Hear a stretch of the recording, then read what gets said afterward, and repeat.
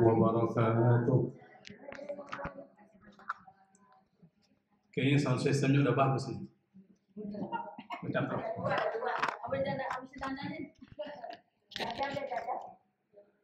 Alhamdulillah, wassalatu wassalamu ala sayyidina Muhammad Rasulillah wa ala alihi wa sahbihi wa mawala wa la hawla wa la quwwata illa billah. Allahumma la sahla illa ma ja'altahu sahla wa anta taj'alu sa'ba awil hadna idha syi'ta sahla birahmatika ya arhamar rahimin, amma ba'd. Ibu-ibu jamaah pengajian Majelis Taklim Asy-Syifa yang dimuliakan, dibanggakan dan dicintai oleh Allah Subhanahu wa taala.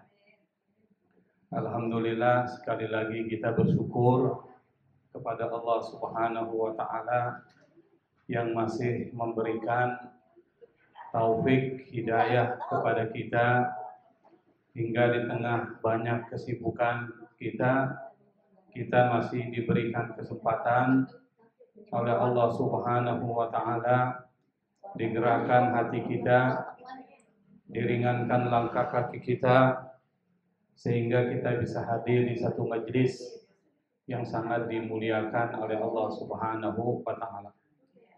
Di bulan yang juga dimuliakan oleh Allah Subhanahu wa taala, yaitu bulan apa nih? Dzulhijjah.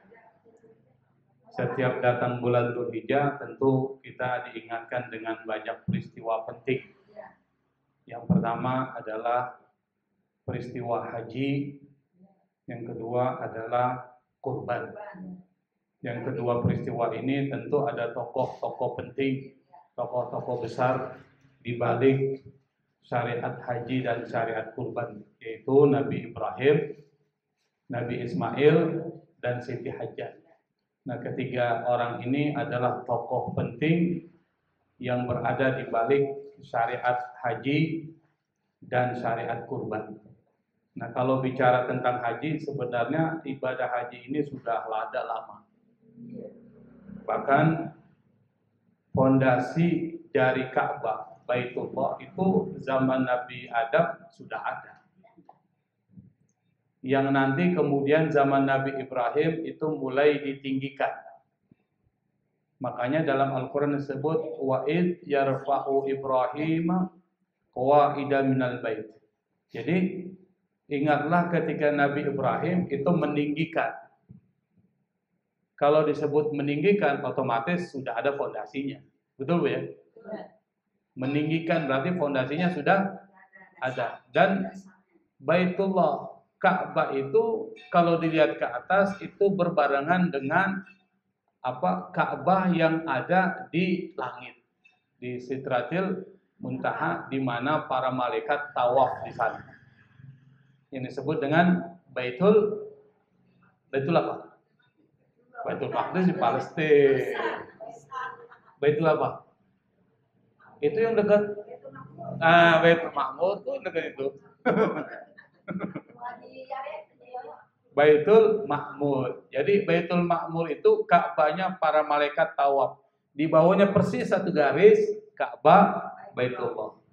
Nah, pada zaman Nabi Ibrahim itu ditinggikan fondasinya sampai kemudian mengalami perbaikan-perbaikan sampai sekarang.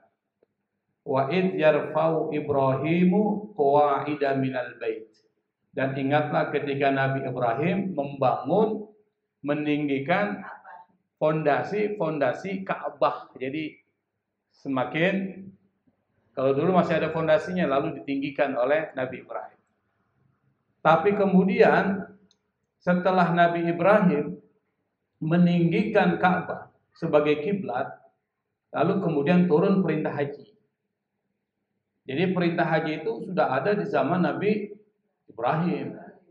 Kata Allah kepada Nabi Ibrahim, wa adzin fin nasi bil haji ya'tuka rijalan wa ala kulli dhamirin ya'tina min kulli fajjin amin. Wa adzin itu seperti muadzin. Adzin. Apa itu artinya adzin? Beritahukan. Maka orang yang memberitahukan disebut muadzin. Beritahukan. Kepada siapa? Manusia. Apa yang perlu diberitahukan? Bil haji, tentang pelaksanaan haji. Yaitu karijalan, kalau Anda sudah memberitahukan wahai Ibrahim, kata Allah, mereka akan datang. Min kulli fajin amik, dari seluruh penjuru. Dan sekarang ternyata kan datang dari seluruh penjuru kemana? Ke Baitullah. Min kulli fajin amik, dan datangnya itu bisa dalam keadaan berjalan kaki, bisa berkendaraan.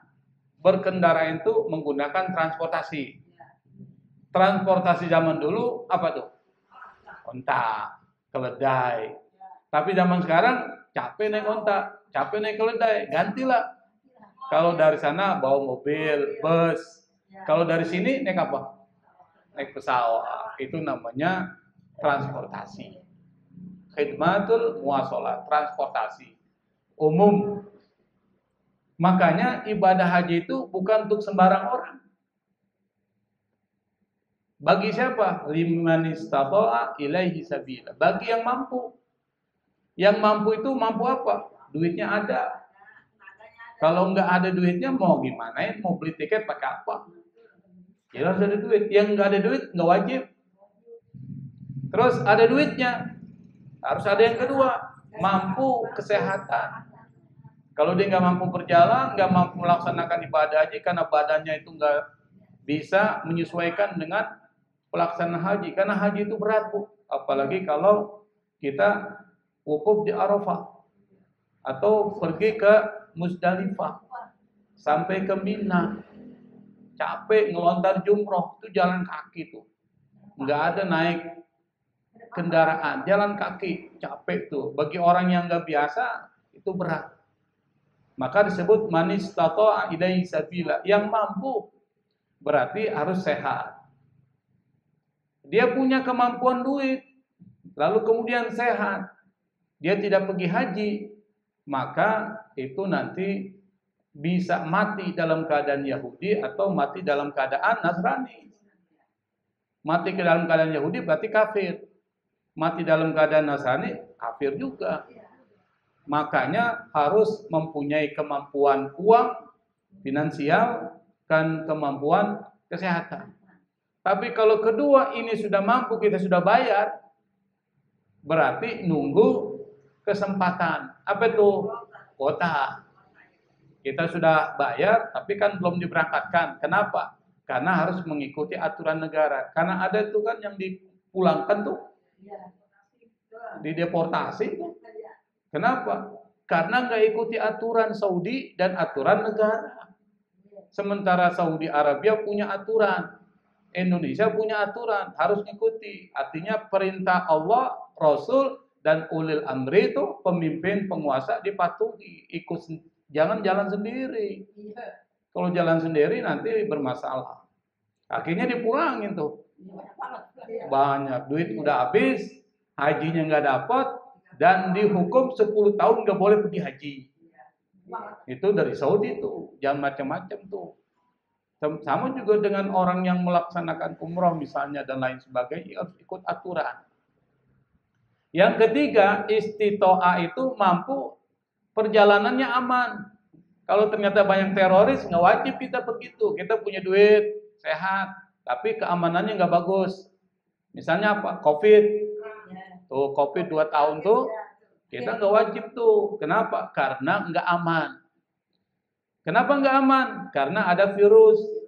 Kalau seandainya menurut perkiraan dokter medis, kalau terjadi interaksi antara manusia itu bisa tertular.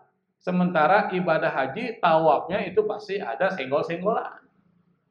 Bukan lagu dangdut ya, senggol-senggolan. Oh, apa? Tapi ada senggol-senggolan. Itu bisa kena virus, maka kemudian ditunda keberlakuan haji, bukan dihilangkan kewajibannya, ditunda. Dan tidak apa-apa, karena negara punya kemampuan untuk melakukan itu. Boleh, di dalam hukum Islam, hukumnya boleh. Nah, karena ibadah haji ini adalah ibadah klasik dari zaman Nabi Ibrahim, Kemudian berlanjut terus-menerus beberapa generasi, banyak terjadi modifikasi, perubahan-perubahan. Misalnya apa? Misalnya pada zaman jahiliyah, orang melaksanakan tawaf memutari Ka'bah nggak pakai pakaian, urian, telanjang. Yang kedua, mereka itu tidak mengucapkan labbaik Allahumma labbaik, tapi menyenandungkan syair pujian buat nenek moyang mereka. Akhirnya dalam Al-Quran dikritik tuh, kritik. Dikritiknya gimana? Kalau melaksanakan haji, maka perbanyak zikir kepada Allah. Jangan menyebutkan nenek moyang kalian. Tuh.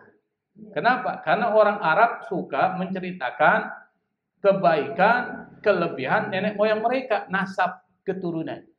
Orang-orang Arab tuh. Jadi orang Arab itu kalau kawin dilihat nasabnya nasab siapa? Orang Arab.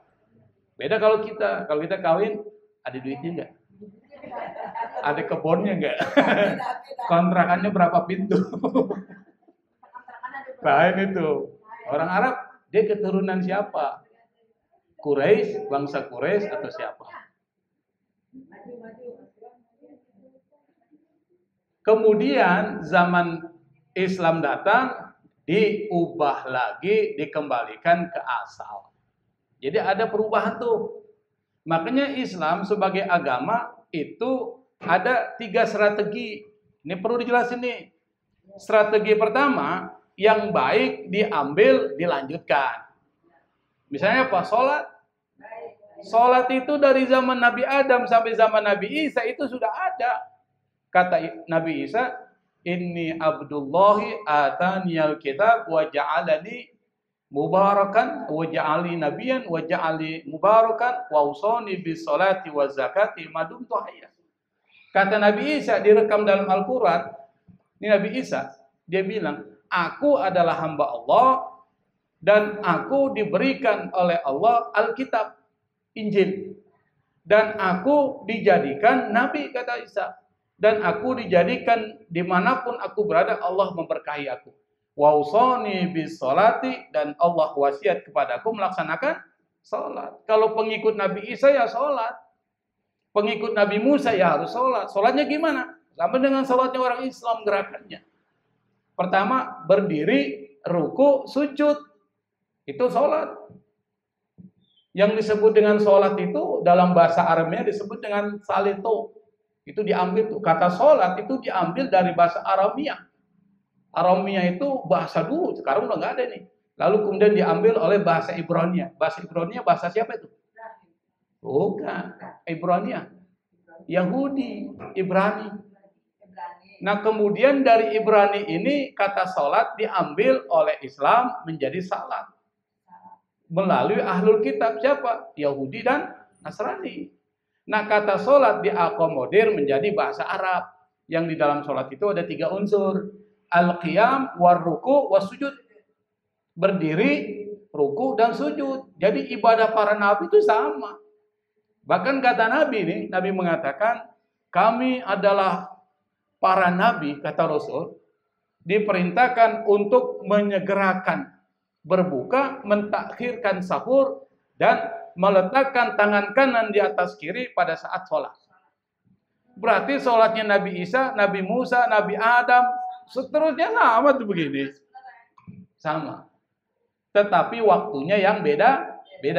Ada yang subuh doang, Nabi Adam. Ada yang zuhur doang, Nabi Daud. Ada yang asar doang, Nabi Sulaiman. Ada yang maghrib doang, Nabi Isa.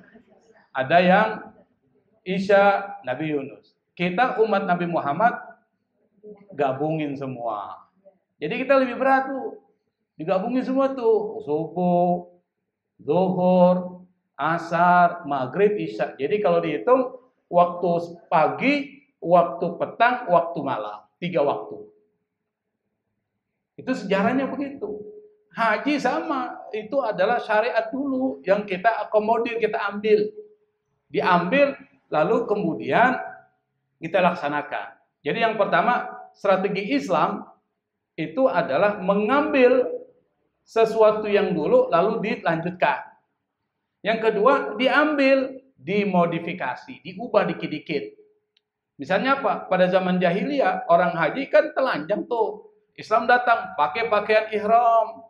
Zikirnya harus zikir menyebut nama Allah. Maka muncullah labbaik Allahumma labbaik, labbaik la syarika laka labbaik, innal hamda wa ni'mata laka wal mulk la syarika. Itu pujian kepada Allah. Digantilah. Yang ketiga adalah yang dulu kalau dianggap buruk dihilangkan total. Apa? Riba. Riba nggak boleh tuh. Riba itu adalah praktek zaman sebelum Nabi Muhammad SAW dan sebelumnya sudah ada, terutama orang-orang Yahudi.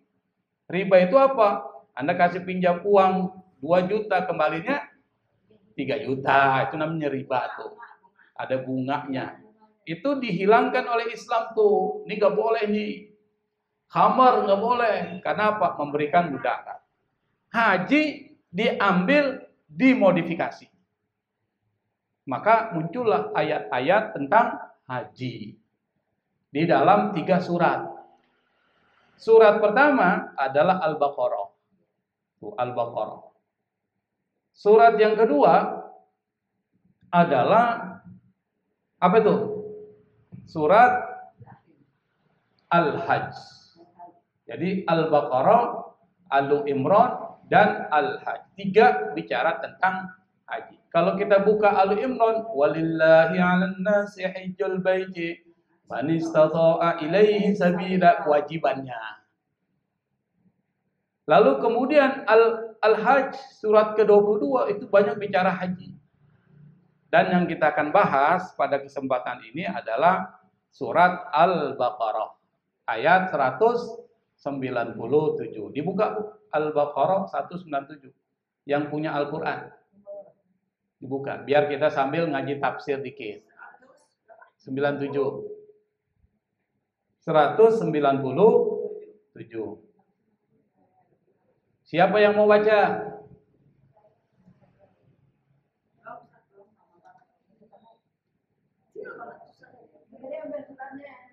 Seratus 197.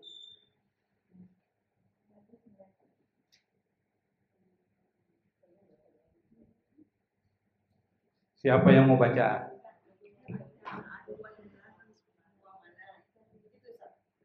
Seratus 197.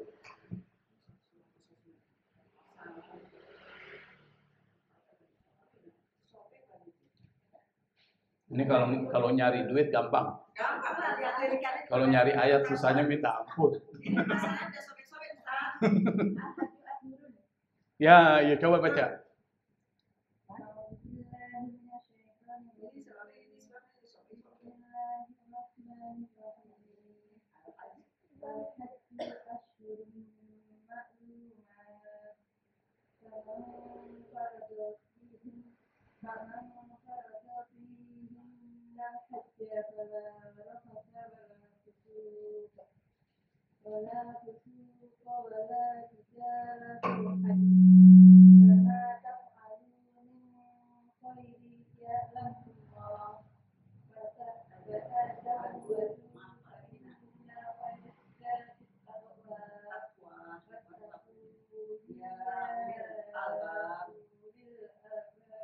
Coba diartikan itu.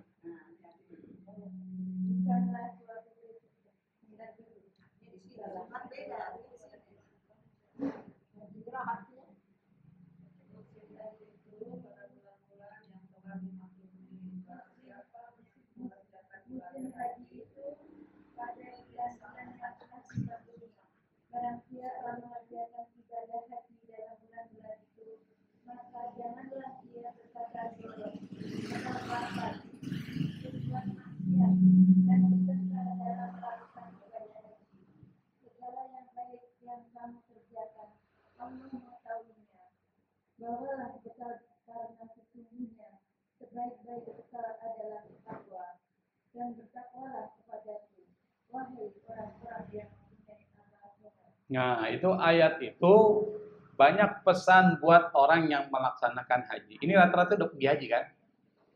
Yang sudah pergi haji siapa? Yang sudah. Sudah semua ya? Amin, amin. Apalagi haji plus ya, langsung berangkat. Jual tanah. Tanah masih banyak tuh. Di samping masih ada tuh. Kalau ada yang mau beli, jual aja. Persoalannya nggak ada yang mau beli, kuburan. Kalau ada yang mau beli, kan nggak ada yang mau beli kuburannya.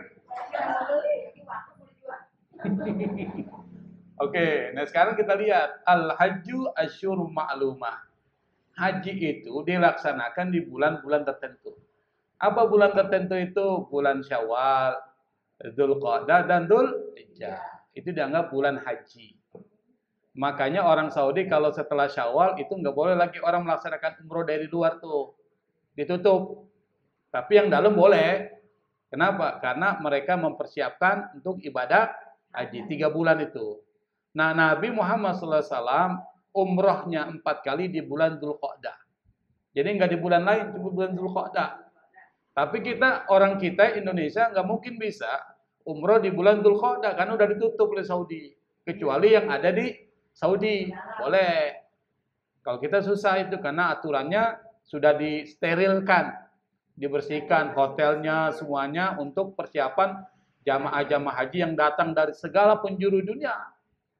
Itu bulan Dzulqa'dah. Nabi 4 kali umroh dalam hidupnya di bulan Dzulqa'dah, kecuali umroh disertai haji di bulan Dzulhijjah. Jadi 3 bulan itu. Maka 3 bulan ini disebut dengan Ashhur al-Hurum. Jadi bulan yang mulia. Syawal, Dzulqa'dah, Dzulhijjah itu adalah bulan yang mulia. Nah, di dalam ayat itu ada pesan moral yang perlu kita pahami kalau kita ingin melaksanakan haji, dan pesan juga bagi yang tidak melaksanakan haji. Bagi kita yang tidak melaksanakan haji, itu berlaku juga pesan ini. Apa? Faman farada fihinnal hajja fala rafatha wala fusuqa wala jidala fil hajj. Faman, barang siapa farada fihinnal hajja, yang diwajibkan atau kena kewajiban melaksanakan haji di bulan-bulan haram itu, bulan-bulan haji itu, maka kata Allah, fala rafatha, jangan mengucapkan kalimat-kalimat yang membangkitkan birahi. Kalau bahasa kita ya perkataan pornografi lah. Itu satu. Kenapa? Karena biasanya itu sering muncul tuh. Orang kalau bicara tentang kalimat-kalimat porno kan bercanda, itu suka tuh.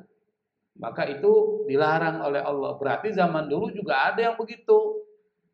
Zaman Nabi Muhammad SAW ada yang begitu modelnya, maka turun tuh. Wala fusuqo.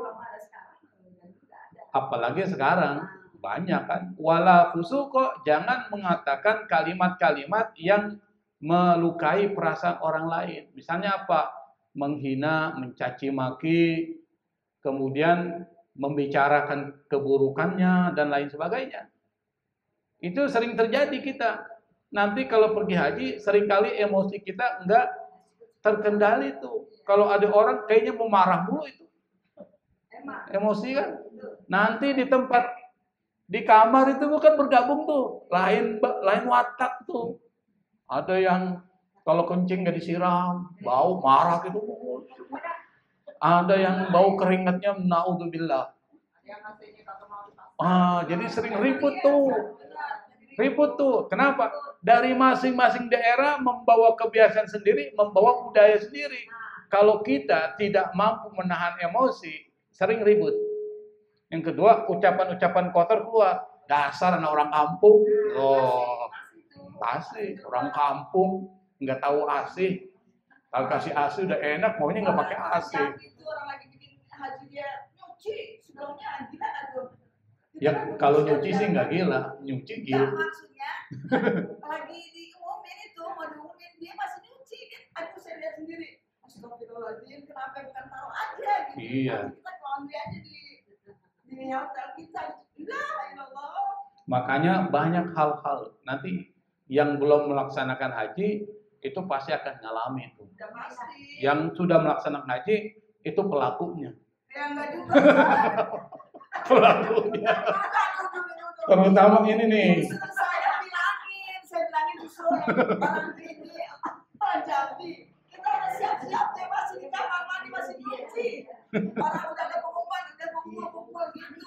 Makanya didiamin aja lah, didiamin, gak usah dimaki-maki kan. Enggak, ketuanya kan ada, ya kita kan tinggal nurut gitu, nurut, nah masuk kumpul, disuruh kumpul ya kita kumpul. Nah sekarang wala jidala fil hajj, jangan berbantah-bantahan.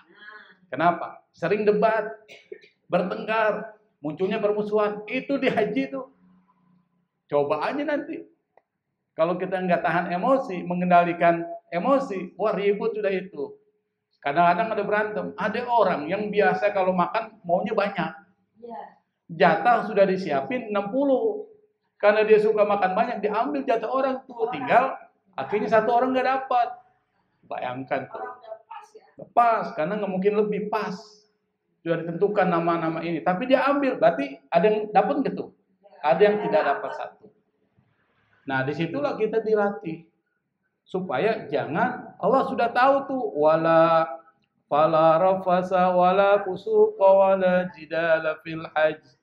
Yang artinya adalah jaga lisan Anda. Ucapan omongan dijaga. Dari apa? Pertama, membicarakan orang. Kadang-kala kita lagi enak dua, kita cerita tuh teman kamar kita, orang kampung tuh datang. Nah, kita ceritain, Bu ya, betul Bu ya? Pelaku. Kalau pelaku tahu. Iya, tapi kan ada yang bicara begitu kan? Itu ghibah, gosip. Termasuk kan di wilayah haji kan? Termasuk namimah. Apa tuh namimah? Ngadu domba. Ngadu, kita bilang, dulu tadi dibilangin sama dia begitu tuh. Dibilangin lagi, lu bilang sama dia begitu. Ribut tuh. Lu dibilang sama dia tuh, kalau mau ngambil makanan kayaknya mau banyak aja. Dibilang lagi, lu tadi diomongin sama dia begitu juga. Akhirnya kasih domba itu. Ada itu. Ada. Itu namimah namanya. Makanya kata Nabi, la yadkhulul jannata fattat. Tidak akan masuk surga orang yang suka ngadu domba. Nabi pernah mengatakan di dalam hadisnya, beliau pernah lewat dua kuburan nih. Nabi lewati dua kuburan. Ala qabrain, marra ala qabrain. Nabi bilang kepada para sahabat, ini dua orang di dalam kuburan sedang disiksa, yu'adzaban.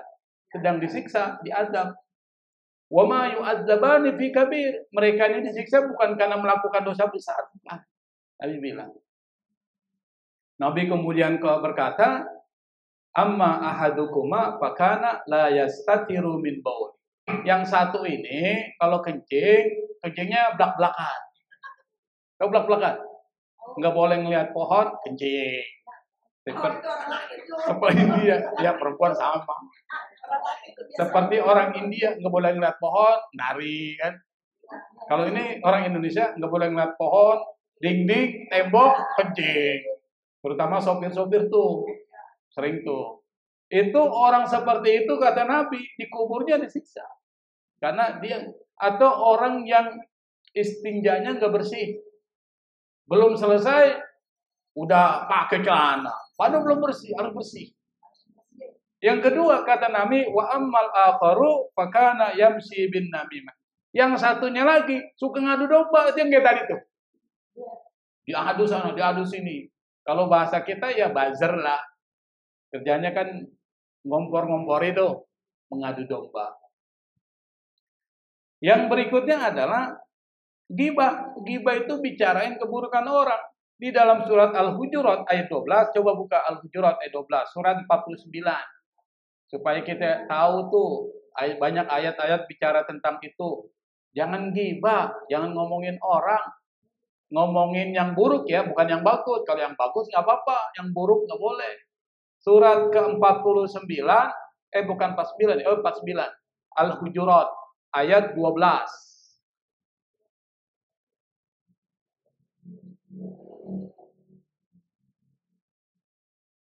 Apa ayatnya?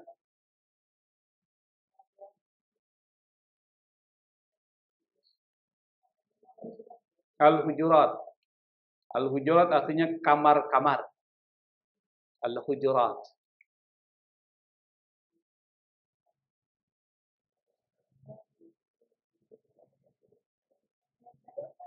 Ayat 12. Apa? Sudah ketemu? Hah? Suaranya lebih besar dia. Ya, apa lagi?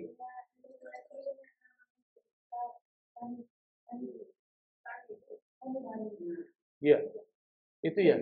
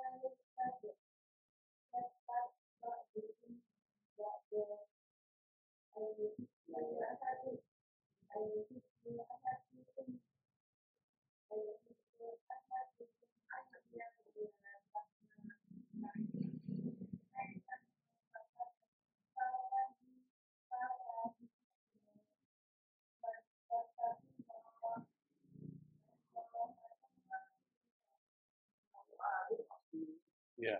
Kalau diartikan artinya apa?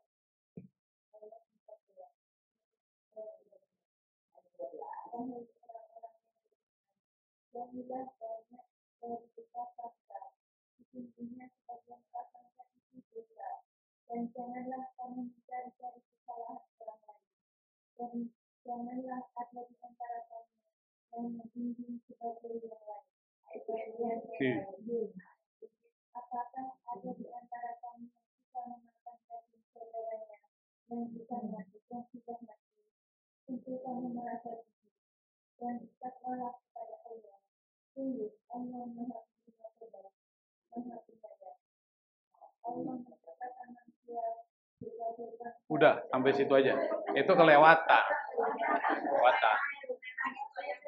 Cukup. Jadi di sana disebut wala yaktab ba'dukum ba'dha. Jangan saling menceritakan keburukan, menggunjing namanya.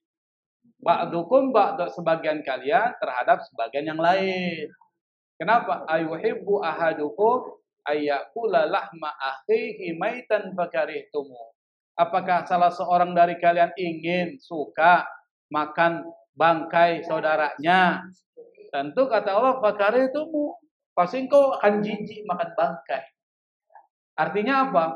Diibaratkan bahwa menggunjing orang lain, menceritakan keburukan-keburukan orang lain yang tidak syar'i. Kalau syar'i itu boleh nggak? Misalnya seorang saksi menceritakan si A, boleh keburukannya karena di depan pengadilan. Kalau nggak disebutin keburukannya, hakim nggak tahu. Itu boleh. Tetapi kalau di dalam kondisi normal, jangan bicara keburukan orang lain. Itu disebut ghibah, itu menjaga lisan. Yang berikutnya adalah misalnya mencela, juga enggak boleh. Wala fusuk. Di dalam Al-Quran itu ada satu surat yang sering kita baca, Al-Humazah. Wailul likulli humazatil lumazah alladzi jama'a malan wa 'addada yahsabu anna malahu akhlada kalla layunbadanna fil hutama wa ma adraka mal hutama narullahil muqada allati tattali'u 'alal afida innaha 'alaihim muqsada fi amadin mumaddada. Apa kan? Apa semua? Apal.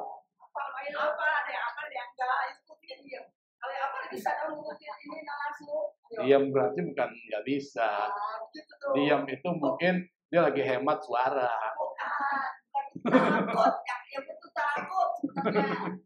Oke, kita bahas kan. Di sini ada wailun, celaka. Siapa? Humazatil lumazah. Orang yang suka ngumpat, suka ngatain-ngatain orang. Dijelasin tuh, kenapa celakanya? La yumbadanna fil hutama. Mereka akan dilemparkan ke neraka namanya hutama. Apa itu hutama? Hutama bukan tomat ya. Hutama. Narullahil muqada, api yang diciptakan oleh Allah, neraka yang menyala.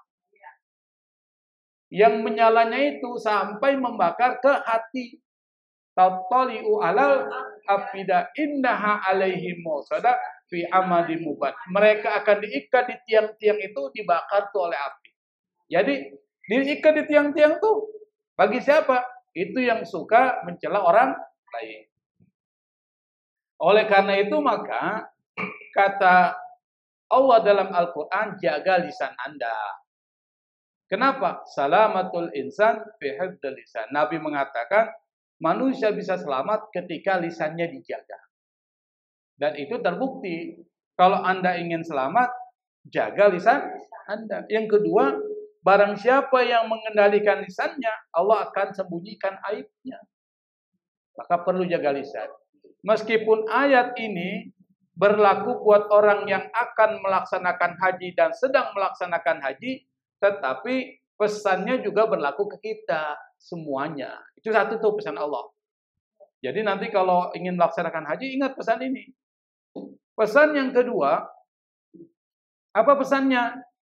Wa ma taf'alu min khairin ya'lamullah.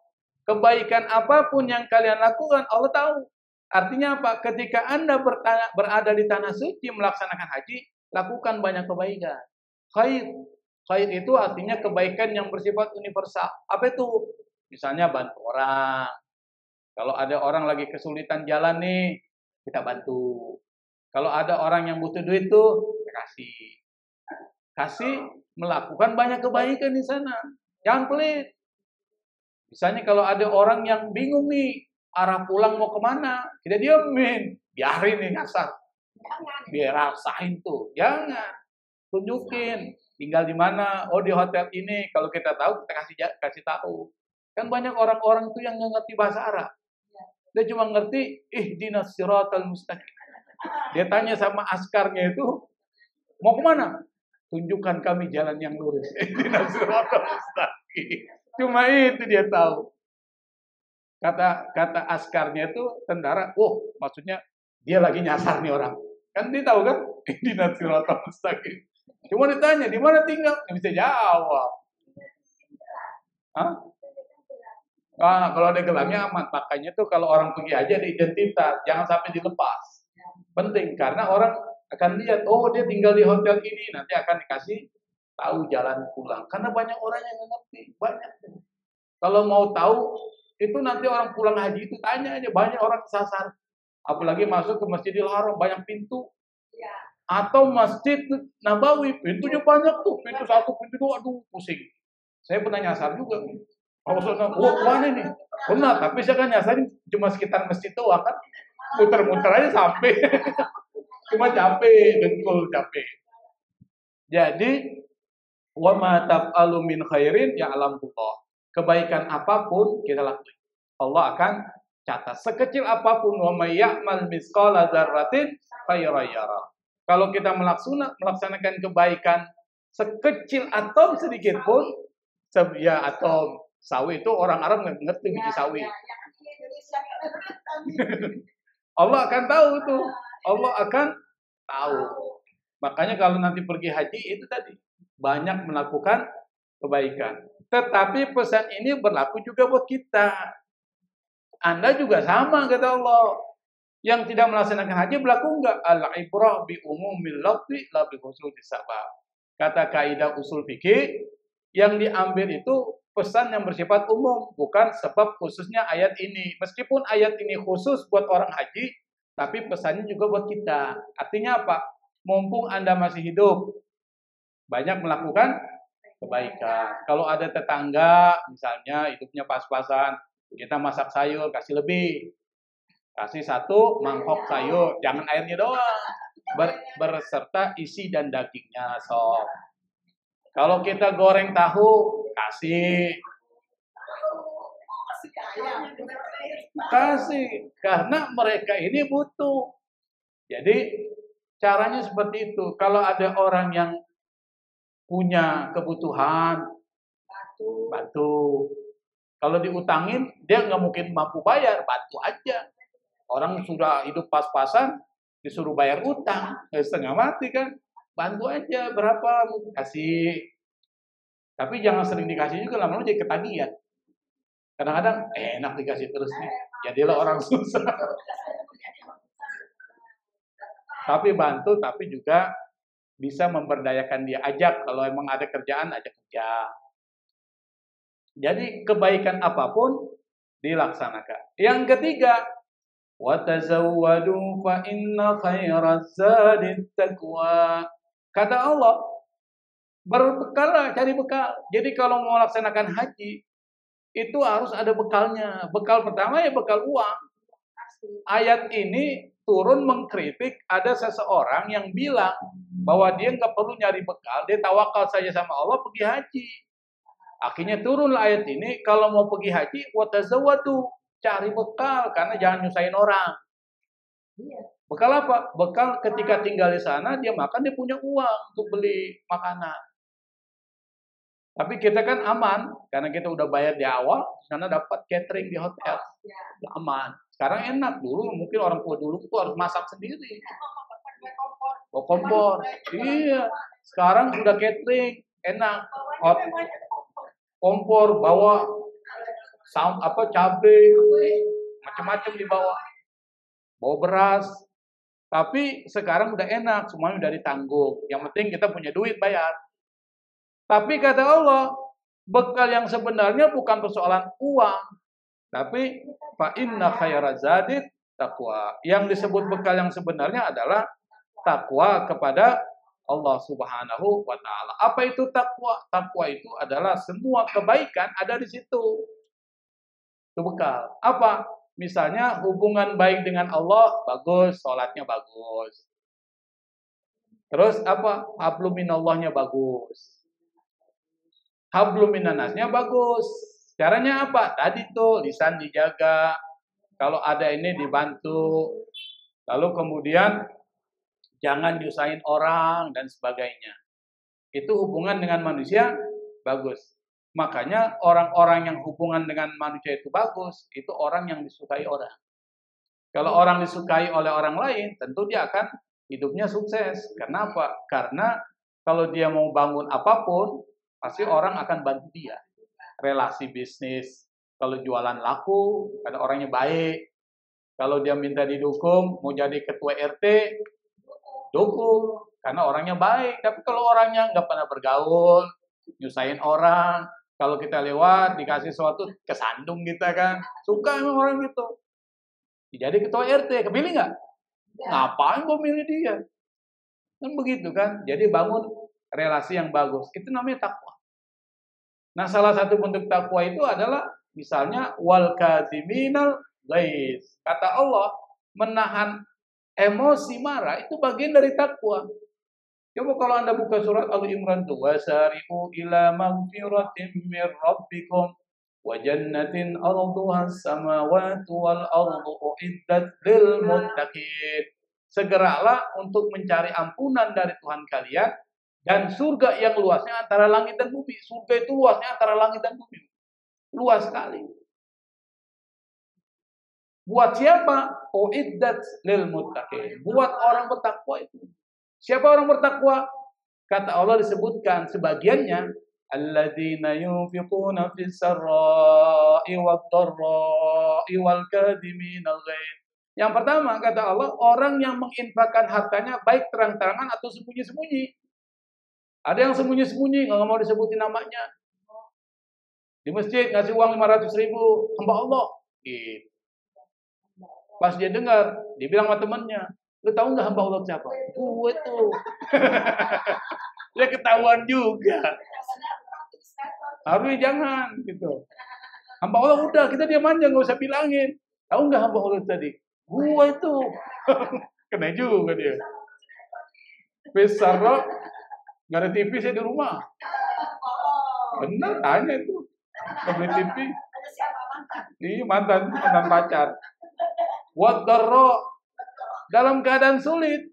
Kalau dalam keadaan apa? Dalam keadaan misalnya kita banyak harta, nggak sulit kita sedekah. Ini sulit, hidupnya pas-pasan. Tapi ada orang minta duit karena kelaparan, uang yang dia punya dan dia mau beli makanan dikasih seperti itu. Oh, itu hebat, Bu. Saya punya uang 1 miliar, saya kasih 100 juta. Itu saya belum apa-apa. Karena punya uang. Tapi di hidupnya, dia punya uang cuma 20.000. Ada orang minta-minta lapar. Dia juga lapar. Dikasihlah 20.000 uang semuanya. Dia nggak makan, orang itu makan. Itu baru hebat.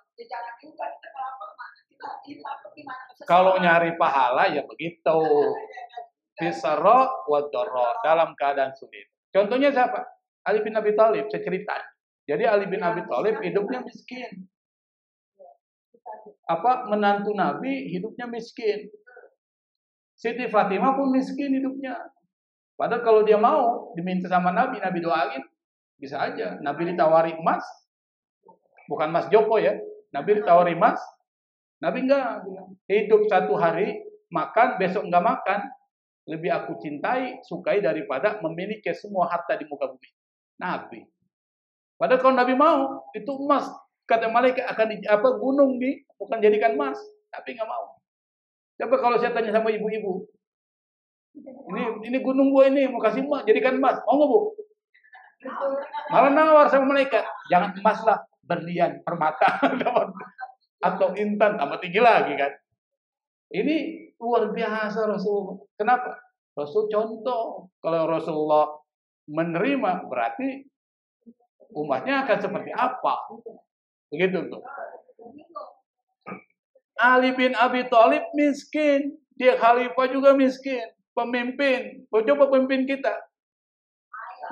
Dari mana korupsi diambil semuanya diambil kan? Nah ini bisa bayangkan, apakah satu ketika Ali bin Abi Thalib pulang ke rumahnya, ketok pintu rumah, lalu kemudian dia tanya Fatimah, ya Fatimah, apakah ada sesuatu yang bisa saya makan hari ini? Apa tuh bilang, nggak ada apa-apa di rumah. Ada cuma uang 6 dirham, itu pun hasil dari upah menenun kain. Tapi uang ini 6 dirham saya mau belikan makanan buat Hasan dan Husain yang sedang nangis tuh kelaparan. Apa kata Ali? Uang 6 dirham itu kasih saya aja, nanti saya belikan makanan di pasar. Pas sampai belum sampai ke pasar di jalan, ada orang miskin, pakaiannya compang-camping, sengat telanjang, lapar dia. Dia bilang ke Ali bin Abi Thalib, ya Abul Hasan, barang siapa yang memberikan pinjaman di jalan Allah, Allah akan lipat gandakan. Ali tanpa pikir panjang, uang 6 dirham satu-satu dikasih ke dia. Bayangkan Bu, coba kalau ibu punya uang 20.000, orang minta 20.000, cuma satu-satunya uang itu, kasih nggak? Ntar dulu, gua belum makan. Begitu. Atau punya makanan depan nih, kita lapar nih, ada orang minta, kita kasih nggak? Kita lapar nih, kasih uang nih, satu uang berkat. Biasanya kan orang Betawi gedenya karena berkat itu kan. Tahlilan di rumah nungguin berkat. Bapak pulang lama banget nih. Berkat itu kita punya berkat satu, lapar, ada orang minta, buat gue dong berkat lu, dia lapar. Kita kasih nggak? Enggak, pelaku. Nggak mungkin dikasih. Tetapi Ali bin Abi Thalib kasih uang 6 dirham. Apanya? Makanya kita harus menyerupai mereka kalau ingin hidupnya nanti dapat surga. Ini contoh nih. Kita sudah sejauh mana kan? Nah, pas Ali bin Abi Thalib pulang ke rumah, Siti Fatimah ngelihat Ali nggak bawa bungkusan makanan, nangis dia. Jangan-jangan dia nggak beli makanan nih. Hasan Husain udah nangis. Pada ditanya, apa kata Ali? Fatimah, kenapa kau menangis? Bayangkan ditanya. Dia bilang, saya lihat kau nggak bawa makanan, saya pikir kau nggak beli makanan. Tidakkah kau ridho uang 6 dirham itu saya berikan pinjaman jalan Allah, saya kasih orang miskin. Tapi karena Siti Fatimah bukan seperti kita-kita ini. Coba kalau ada suami ibu uang 20.000 beli makan dikasih orang, marah nggak? Diusir dari rumah. Tidur sana masjid, jangan tidur sini. Pengalaman suaminya. Akhirnya Fatimah bilang, kalau itu yang kau lakukan, aku ridho. Tuh. Akhirnya Fatimah mengizinkan Ali karena Ali minta izin ke Fatimah untuk ketemu Nabi. Pergilah Ali bin Abi Thalib menemui Rasulullah SAW. Tapi belum sampai ketemu Rasul di Masjid Nabawi, ada orang Arab bawa unta. Dia bilang, ya Ali, belilah untaku ini. Kata Ali, saya nggak punya uang. Memangnya berapa kamu jual? 100 dirham. Lalu kata Ali, kata orang Arab itu, kalau gitu kau pegang saja nih unta, nanti uangnya belakangan aja lah. Ya Ali terima aja kan. Ali kemudian pegang unta itu, belum sampai berapa meter, ada orang Arab tanya, ya Ali, untamu kau mau jual? Betul, saya mau jual. Berapa kau mau jual? 200 dirham. Orang Arab itu tanpa pikir panjang dia beli. Untung nggak? Tuh. Akhirnya dia belilah unta itu. Saking senangnya, dia nggak jadi ke tempat Nabi, dia pergi ke pasar, beli makanan, pulang dikasih Fatimah. Cerita, Fatimah senang. Akhirnya dia kembali lagi mau ketemu Nabi. Pas sampai di pintu Masjid Nabawi, Nabi lihat Ali bin Abi Thalib, menantunya senyum. Kata Nabi, ya Ali, engkau yang cerita atau aku yang cerita? Ali bingung loh, kok tiba-tiba Nabi bilang gitu, maksudnya apa nih? Engkau yang cerita atau aku yang cerita? Apa kata Ali? Engkau saja yang cerita, wahai Rasul. Apa sebenarnya terjadi? Tahukah kau dua orang yang datang menemui? Ditanya, siapa mereka ya Rasul? Yang menjual unta kepadamu adalah malaikat Jibril. Yang membeli unta darimu malaikat Mikail. Jadi dua malaikat turun tangan menyelesaikan persoalan kemiskinan Ali bin Abi Thalib. Karena Ali dermawannya tinggi banget. Padahal dia pas-pasan. Doro itu sulit. Hidupnya sulit. Tapi kita mungkin nggak bisa seperti Ali, tapi kita bisa melakukan semampu kita. Kalau ada orang ya bantu. Meskipun kita kesulitan, ya mungkin dia lebih butuh nih. Sih. Begitu. Akhirnya kata Rasulullah kepada Ali, engkau beruntung wahai Ali. Dengan uang 6 dirham yang kau berikan sebagai pinjaman di jalan Allah, Allah lipat gandakan menjadi beberapa kali lipat. Oh, bayangkan tuh. Apa yang bisa dipetik dari kisah ini? Kalau kita menjadi orang yang dermawan, pasti Allah akan bantu. Pasti Allah akan memecahkan kesulitan kita. Itu intinya. Maka hidup di dalam Islam itu enggak sulit. Cuma kita seringkali setan bisiki kita. Jangan kasih. Nanti uangmu berkurang. Itu bisiki setan. Akhirnya enggak jadi kita. Mau sedekah? Enggak jadi. Mau kurban? Mahal tuh. 3.700.000. Mahal tuh. Oh, cari uang gimana tuh? Enggak jadi tuh. Iya. Kan rata-rata 3,5. Mahal tuh katanya dan sebagainya. Itu bisikan. Kalau kita nggak punya uang sih no problem. Tapi kalau punya uang, lawan itu bisikan-bisikan itu. Nah, yang kedua wal kaziminal ghaiz. Dia mampu menahan emosi marahnya. Ini berat. Yang ketiga wal afina anin nas. Jadi memberikan maaf kepada manusia. Menahan emosi itu luar biasa susah marah itu. Jadi ada Khalifah Umar bin Abdul Aziz nih, Khalifah Umar bin Abdul Aziz, dia seorang khalifah, dia lihat ada orang mabok-mabokan di jalan.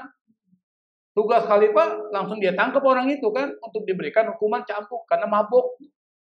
Tapi pada saat dia mau ditangkap, orang itu marah-marah mencaci maki Khalifah Umar bin Abdul Aziz. Umar akhirnya lepas. Kata Umar, ketika ditanya oleh ajudannya atau orang yang ikutnya, kenapa kau lepas wahai khalifah? Bukankah dia ini minum minuman khamar? Apa kata khalifah? Saya nggak mau menghukum orang ini dalam keadaan marah. Karena kalau saya menghukum dalam keadaan marah, berarti saya mengikuti hawa nafsu saya. Bukan mengikuti apa yang menjadi keinginan Allah. Bayangkan sampai seperti itu. Ali Zainal Abidin ketika dia sedang wudu, nih Ali Zainal Abidin cucu Rasulullah. Kan ada yang mengangkat tempat air wudunya Rasulullah. Wudu cucunya Rasulullah Ali Zainal Abidin. Tiba-tiba cerek ya? Apa namanya cerek ya? Cerek atau ceret? Ceret. Nah, ceretnya jatuh mengenai kepalanya Ali Zainal Abidin. Sakit kan? Tapi Ali Zainal Abidin, dia tahan marahnya, lalu kemudian orang itu dibebaskan dari perbudakan. Nah, bisa bayangkan, seperti itu orang-orang dulu, orang-orang hebat itu. Ketika menahan emosi marah. Wal afina 'anin nas, kasih maaf kepada orang yang salah kepada kita. Kalau memberikan maaf itu susah. Tapi meminta maaf gampang. Jadi ada orang mukul Anda, dipukul nih berkali-kali, blok, blok, blok, pakai martil, blok. Lalu orang yang mukul itu bilang, maafin gue ya. Mau maafin nggak?